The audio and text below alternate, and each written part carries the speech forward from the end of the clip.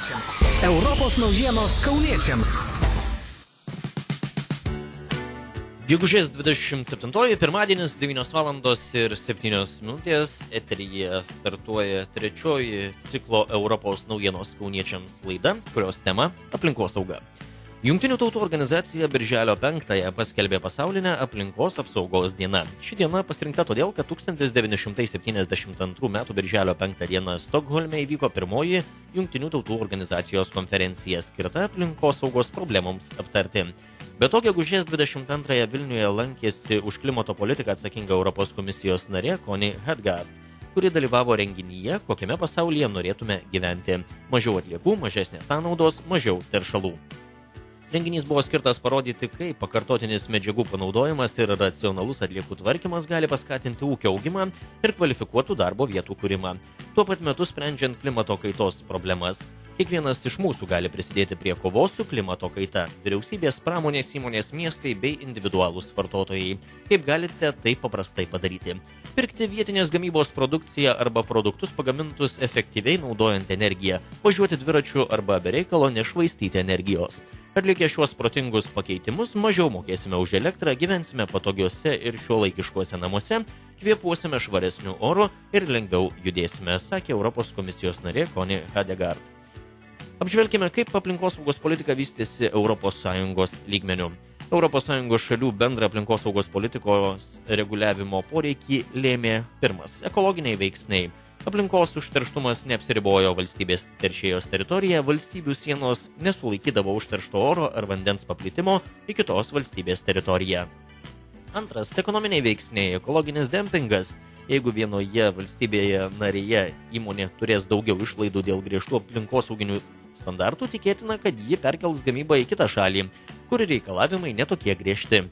Siekiant to išvengti, ES buvo įvesti vienodi aplinkosauginiai standartai.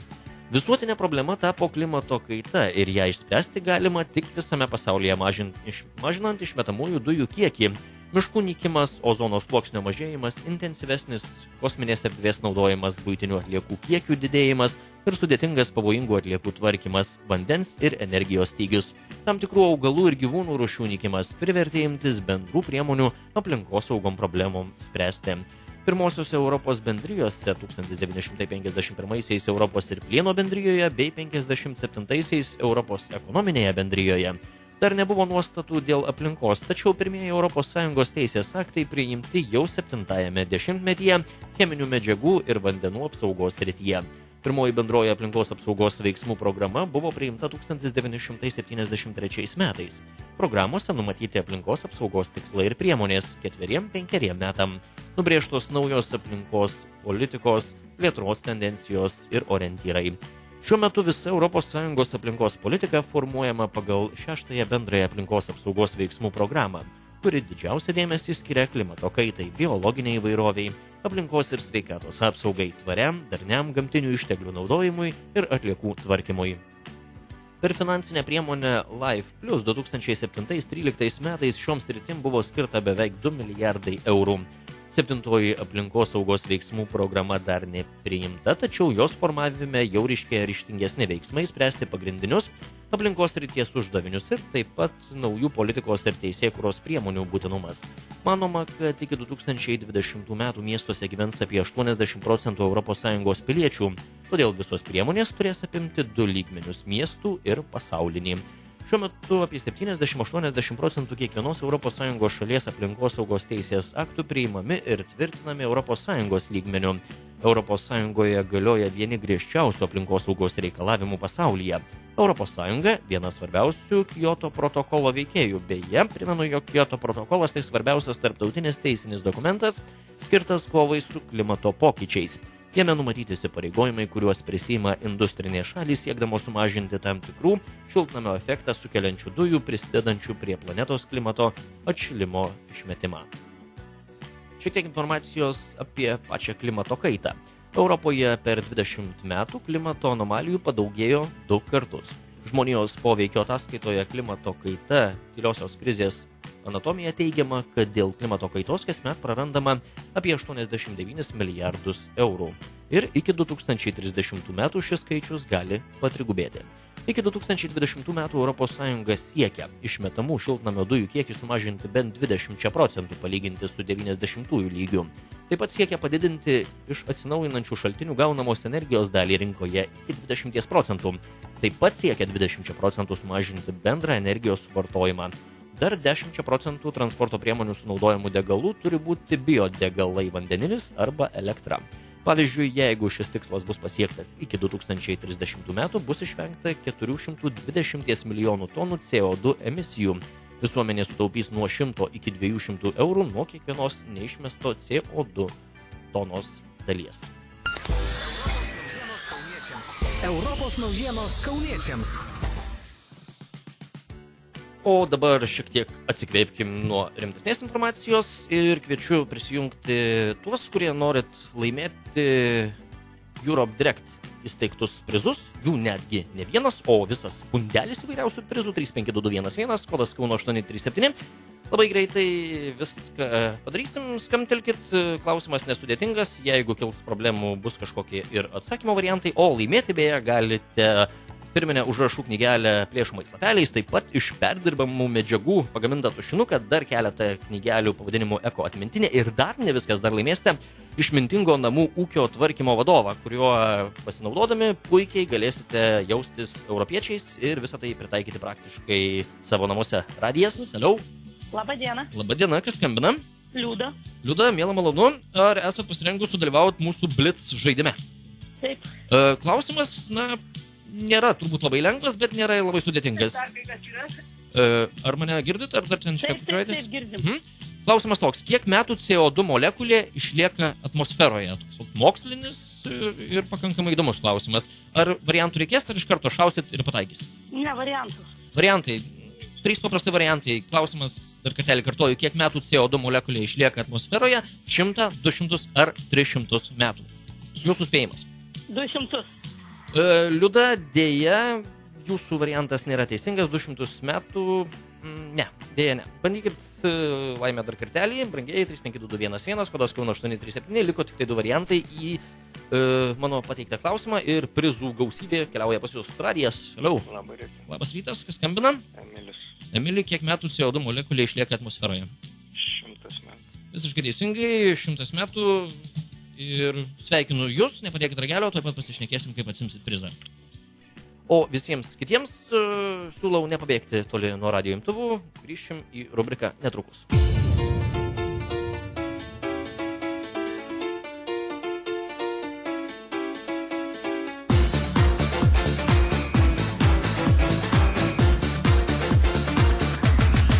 I got your love, you got my mind. Can't take my hands, but you won't take my life. Don't waste my time. Bring me your love, baby. You can be mine. Ooh la la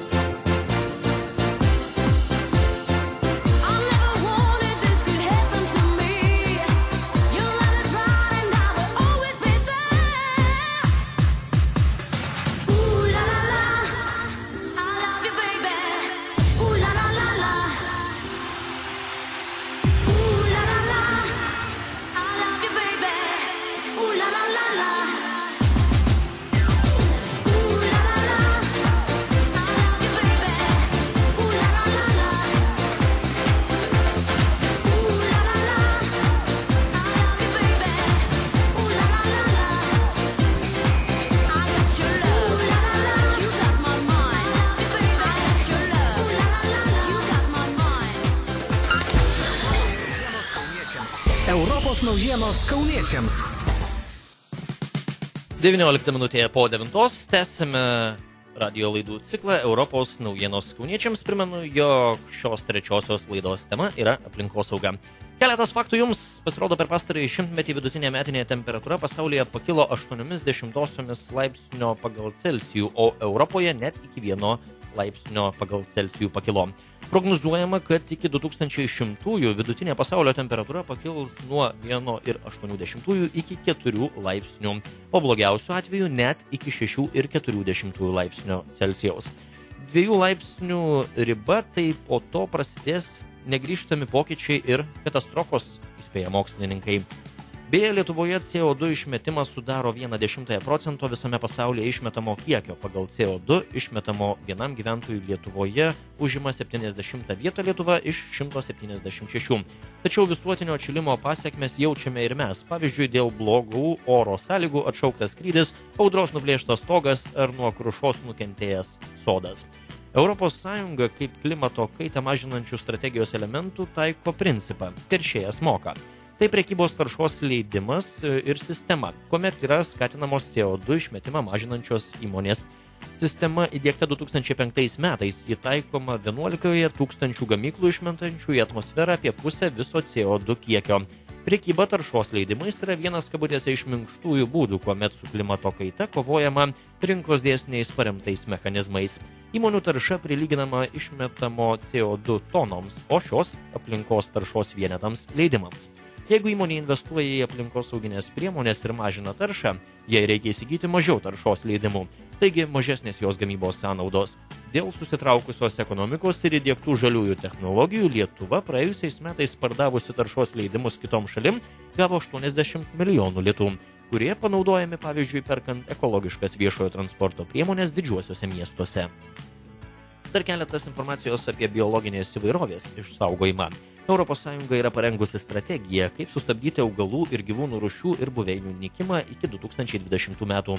Svarbiausia jos dalis programa Natura 2000, pagal kurią įkurtas 26 000 saugomų gamtos teritorijų tinklas, kurio bendras plotas sudaro beveik 20% ES žemės ploto.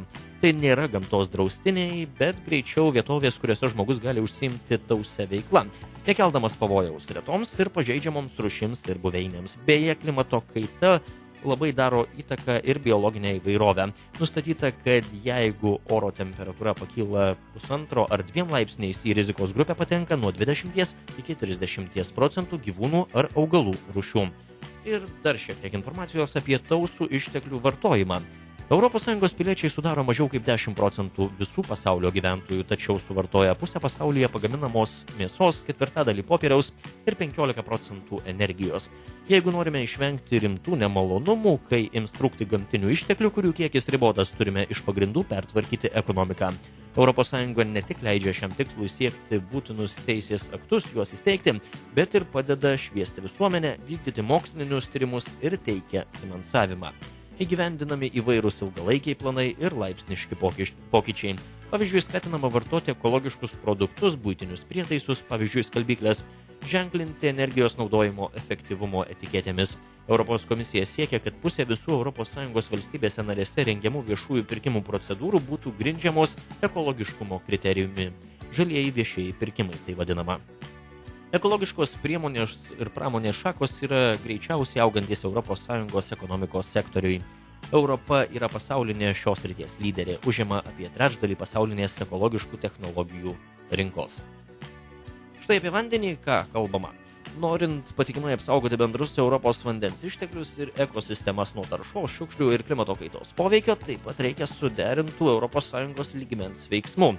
ES vandens politika siekiama užtikrinti, kad visi europiečiai turėtų pakankamai geros kokybės vandens. Taip pat siekiama užtikrinti, kad visi Europos vandens telkiniai atitiktų minimalius švaros standartus ir siekiama išsaugoti pažeidžiamas vandens ekosistemas. Šiuo metu renkami parašai piliečių iniciatyvai Right to Water. Primename, kad surinkus 1 milijoną parašų iš 7 ES valstybių jau galima teikti iniciatyvą Europos komisijai inicijuoti konkretų teisės aktą. Taigi siekiama, kad Europos komisija pareikalautų valstybių narių vyriausybės užtikrinti ir suteikti visiems piliečiams pakankamai švaraus geriamojo vandens. Dėka ES reikalavimų turime vienodą ir aišku maudyklų kokybės žymėjimą. Anot metinės Europos aplinkos agentūros maudyklų vandens kokybės ataskaitos 94% ES maudyklų atitinka minimalius vandens kokybės standartus. 78% maudyklų vandens kokybę turi puikią. Kokybę išsiskiria Kipras ir Liuksemburgas, kuriuose visų į stebėjimų sąrašą įtrauktų maudyklų vandens kokybė yra puikia. Dar 8 šalyse kokybė viršė ES vidurkį – Maltoje, Kroatijoje, Graikijoje, taip pat Vokietijoje, Portugalijoje ir Italijoje, Suomijoje bei Ispanijoje. Apskritai maudyklų vandens kokybės gerėjimo tendencija tęsiasi nuo 1990 metų, kai pradėta stebėti maudyklų vandens telkinių sistema. Pagal maudyklų vandens direktyvą 2012 metų duomenimis Lietuvoje 73,7% maudyklų yra puikios kokybės. Dar apie orą. ES labai aktyviai veikia oro kokybės rytise. Ji yra nustačiusi griežtus standartus ir užsibrėžusi tikslus, kaip veiksmingai ir nedidelėmis sąnaudomis mažinti taršą įvairiais junginiais. Pavyzdžiui, sieros dioksidų, azoto dioksidų ir kitais oksidais, kietosiomis dalelėmis ir švinu. Europos miestuose net 60 000 mirties atvejų per metus sukelia ilgalaikis oro taršos poveikis, o vienas vaikas iš 7 serga astma. ES iniciatyva yra priimta teršalų išmetimo nacionalinių ribų direktyva, kuri reglamentuoja nacionalinių valstybių teršėjų kiekius. Atliekų srityje ES pozicija taikyti atliekų prevenciją, pakartotinį panaudojimą ir veiksmingą perdirbimą. Kai atliekų susidarimo išvengti nepavyksta, jos turėtų būti panaudojamos kaip antrinės žaliavos ir perdirbamos. Todėl ES ragina tobulinti gamybos metodus ir ragina vartotojus reikalauti ekologiškesnių ir iš perdirbtų medžiagų pagamintų produktų bei tausesnių pakuočių. Kasmet valstybėse narėse susidaro beveik 2 milijardai tonų atliekų, iš kurių kai kurios itin pavojingos ir jų kiekis nuolatos didėja. ES įdiegta valstybių narių atliekų tvarkymo koordinavimo sistema, kuria siekiama riboti atliekų susidarimą ir kuo geriau organizuoti jų tvarkymą ir šalinimą. Geriausiai ES atliekų direktyvą įgyvendina, tai yra didžiausia kiekį atliekų perdirba, įskaitant kompostavimą, Austrija 70%, kiek mažesnį Vokietija 66%, taip pat Belgija ir Nyderlandai bei Švedija. Kiekvienas lietuvis per metus išmeta beveik 400 kg kietųjų atliekų. Tuo tarpu ES 27 vidurkis 502 kg, čia Eurostato duomenys. 88% komunalinių atliekų vis dar keliauja į sąvartynus, o jie išskiria metaną, šiltnamio efektą sukeliančias dujas, kurių poveikis yra 20 kartų stipresnis nei CO2. Jeigu ir toliau rūpinsimės tik kuo saugesnių sąvartynų įrengimu, tai gamtos ištekliai bus gana sparčiai išnaudoti ir žmonija neišvengiamai susidurs su žaliavų stygiumi. Europos naujienos kauniečiams. Na ir pabaigai įdomus faktai jums. Pavyzdžiui, iš 1 kg stiklo duženų gaunamas 1 kg naujo stiklo. Kiekvienos tonos stiklo atliekų perdirbimas sutaupo 1,2 tonos pirminių žaliavų. Stiklinio butelio perdirbimas sutaupo pakankamai energijos 100 W elektros lemputė išviesti apie valandą laiko. Pasaulyje kasmet viename pajūrio kilometre išmetama nuo 400 iki 4000 kg atliekų, iš kurių 60% yra plastikai. Per 10-ąjį dešimtmetį visame pasaulyje prarasta iki 94 milijonų hektarų miškų ploto. Šis prarastas plotas yra didesnis už visą Venesuelą ir sudaro 2,4 viso pasaulio miškų. Apie 80% mūsų šiukšlių kaupiama ir tik 10% sudeginama ar perdirbama. Negaudamos deguonies bakterijos negali misti šiukšlėmis, todėl sąvartynuose tebėra 30 metų senumo laikraščių, kuriuos įmanoma perskaityti. Dar keletas faktų. Kiekviena perdirbimo popieriaus tona išsaugo 17 medžių ir pakankamai energijos tam, kad 6 mėnesius būtų apšildytas normalaus dydžio namas. Pavyzdžiui, didieji prekybos centrai Lietuvoje kasmet utilizuoja apie 4300 tonų dar tinkamų vartoti maisto produktų. Jų užtektų kas mėnesį pamaitinti 60 000 skurstančiųjų. Didesnis išteklių panaudojimo efektyvumas yra svarbi galimybė tiek Europos verslo įmonėms, tiek namų ūkiams. Pakartotinis atliekų panaudojimas ir perdirbimas naudingas ne tik klimatui ir aplinkai, jos gali būti paverstos pigia elektra, garu ir šiluma. Bet tik po to, kai išrūšiuojame ir perdirbame. 9:28 girdėjote gegužės 27-osios pirmadienio laidą Europos naujienos kauniečiams. Čia jau buvo trečioji laida ir jos tema – aplinkosauga. Europos naujienos kauniečiams.